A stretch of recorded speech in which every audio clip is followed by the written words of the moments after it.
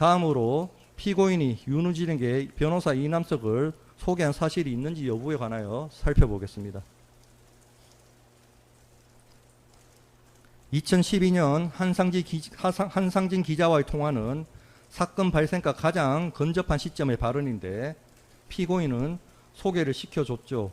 내가 이남석이한테 문자를 넣어주라고 그랬다라고 하면서 자신이 이남석에게 지시하여 윤우진에게 연락하도록 한 경위를 상세하고 구체적으로 설명하였습니다. 이 발언은 사건 발생 시점과 시간적으로 근접하여 기억의 왜곡 가능성이 낮고 자신에게 불리할 수 있는 내용을 스스로 인정하는 진술이어서 허위로 지어낼 유인이 없으며 진술 내용이 세부적이고 구체적이어서 신빙성이 높습니다. 더구나 당시 한상진의 질문은 피고인이 윤우진 또는 윤우진에게 금품을 공유한 육류 도매업자와 골프를 치는 등 가까운 사이였는지를 묻는 등 질문의 방향이 피고인과 뇌물사건 관계자들 사이의 유착 의혹을 겨냥한 것이었지 윤대진을 향한 것이 아니었습니다. 이와 같이 피고인 자신에 대한 의혹에 관하여 질문을 받는 상황에서 피고인은 오히려 이렇게 말하였습니다. 변호사를 소개하는 것 자체는 나쁜 일이 아니다. 가까운 사람이 조사받는다는데 그러면 변호사 소개해 줄 수도 있는 문제고, 내가 이남석이 보고 좀 도와주라고 얘기를 했는데 자기들이 박진만 변호사로 선임을 한 거다. 그리고 내가 박진만을 소개했다고 해도 그게 내가 문제 될 것도 없는 거다 라는 취지로 말하며 이남석을 소개한 것은 물론 설령 실제 변호사로 선임된 박진만을 소개하였다 하더라도 아무런 문제가 없다는 취지로 스스럼없이 진술하였습니다. 이는 피고인이 자신을 향한 공격적 질문 국면에서 굳이 지어낼 이유가 없는 사실을 스스로 인정한 것이어서 그 신빙성이 있고, 이러한 상황에서 피고인이 윤대진을 보호하기 위해 자신에게 불리하게 작용할 수 있는 허위의 발언을 하였다고 보기는 어렵습니다. 더욱이 당시 한상진은 이미 이남석 변호사가 윤우진 씨 핸드폰으로 윤석열 소개로 전화를 드리는 변호사입니다라고 문자 메시지를 남긴 게 확인됐다며 문자 메시지의 구체적인 문구까지 제시하며 피고인에게 질문하였습니다.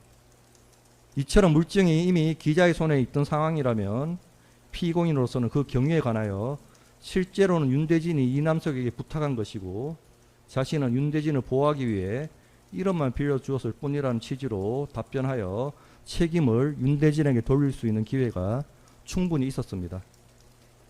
그럼에도 피고인은 그렇게 답변하지 아니하고 오히려 자신이 이남석에게 어떠한 경위로 지시하였는지를 상세하게 설명하며 소개하였다는 취지로 진술하였습니다. 이는 피고인이 나중에 비로소 주장하는 윤대진 보호를 위한 이름 사용이라는 변소가 적어도 이 시점에는 피고인 인식 속에 존재하지 않았음을 뒷받침합니다. 2019년 검찰총장 후보자 인사청문회에서 피고인은 국회의원의 질의에 처음에는 그런 사실이 없습니다라고 부인하였으나 2012년 한상진 기자와의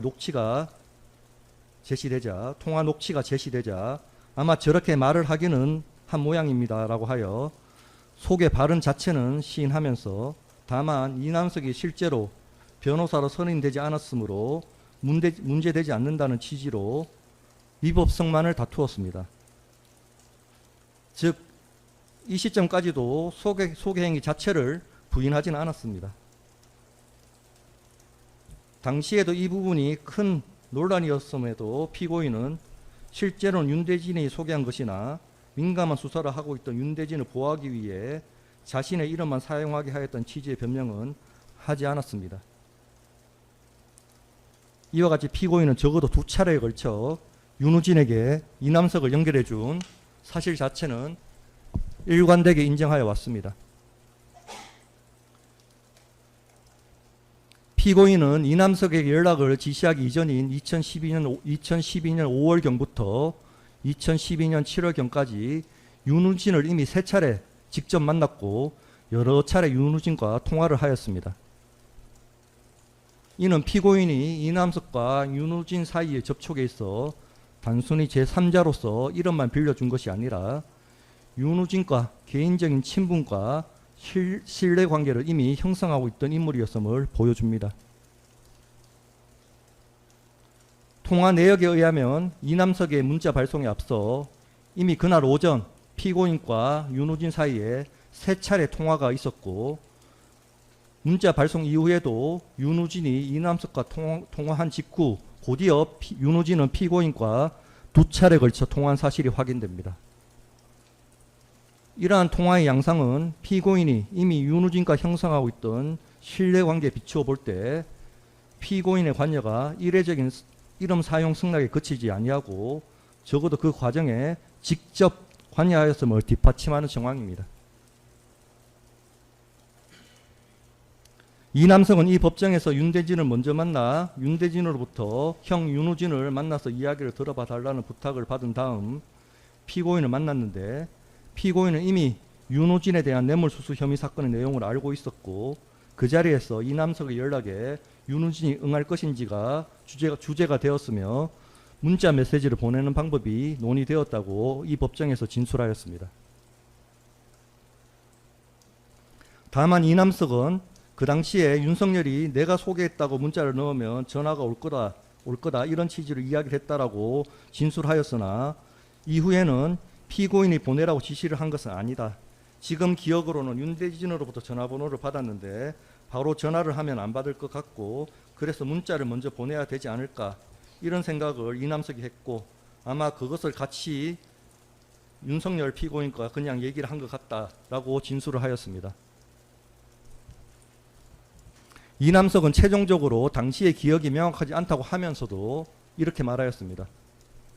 윤석열로부터 소개한 사람이다라는 취지의 말을 들었다면 문자에 피고인 윤석열의 이름을 넣었을 것이고 그런 표현이 없었다면 윤 과장이라고 하였을 가능성이 있다는 판단 기준을 스스로 제시하면서 변호사로서 현직 검사인 피고인 윤석열의 실명을 함부로 문자 메시지에 기재하는 것은 조심스러운 일이었다는 취지로 진술하였습니다.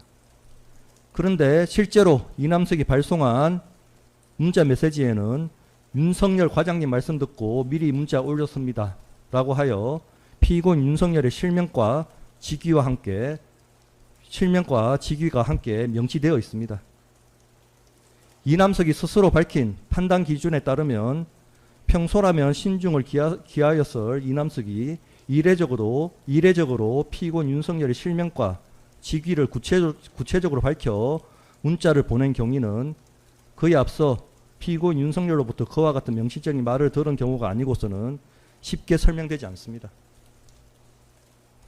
결국 실제 문자 메시지의 문헌, 이남석의 법정 진술, 윤대진의 이름을 사용하는 것이 더 자연스러웠음에도 피고인 윤석열의 이름이 사용된 상황, 피고인과 윤우진 사이의 기존 접촉 관계 및 통화 내역을 종합하면 피고인은 윤우진의 뇌물수수 혐의 사건에 관하여 알고 있는 상황에서 이남석으로 하여금 자신의 소개로 윤우진에게 연락하도록 하였다고 봄이 타당합니다. 이는 피고인이 2012년 한상진 기자와의 통화에서 스스로 설명한 내용과도 부합합니다. 이에 대하여 피고인 및 변호인은 실제로 이남석에게 윤우진을 만나볼 것을 부탁한 사람은 윤대진이고 피고인은 당시 윤대진이 민감한 수사 업무를 담당하고 있어 형의 사건에 관여한 사실이 외부에 알려질 경우 구설에 오를 것을 우려하여 이남석에게 자신의 이름만을 대신 사용하도록 하였을 뿐이며 2012년 기자와의 전화통화에서도 그러한 의미에서 말한 것이라는 취지로 변소를 하고 있습니다. 그러나 윤대진이 친족인 친형에게 변호사를 소개하는 것 자체는 변호사법상 허용되는 일이고 설령 이남석이 윤우진을 만나게 된 최초의 권유는 윤대진의 부탁이었다 하더라도 이남석이 윤우진에게 연락하여 실제 접촉이 성사되도록 한 직접적인 매개는 피고인 윤석열의 이름과 신뢰였습니다. 피고인은 이미 윤우진을 여러 차례 만나고 통화하여 윤우진이 처한 상황을 알고 있었고 이남석에게 자신의 이름을 사용하여 윤우진에게 연락하도록 하였습니다. 이는 단순히 소극적으로 이름 사용을 묵인한 것에 그친 것이 아니라 사건 관계인과 변호사 사이의 접촉을 성사시키는 구체적인 방법을 제공한 행위입니다. 따라서 윤대진의 선행 부탁이 있었다는 사정만으로 피고인의 관여가 변호사 소개 행위에 해당하지 않는다고 볼 수는 없습니다. 따라서 피고인은 윤우진의 뇌물수수 혐의 사건과 관련하여 이남석에게 자신의 이름을 사용하여 윤우진에게 연락하도록 함으로써 변호사 이남석을 윤우진에게 소개하였다고 봄이 타당합니다. 다음으로 이 사건 변호사 관련 발언이 공직선거법 제250조 제1항의 허위사실 공표에 해당하는지 여부에 관해서 살펴보겠습니다.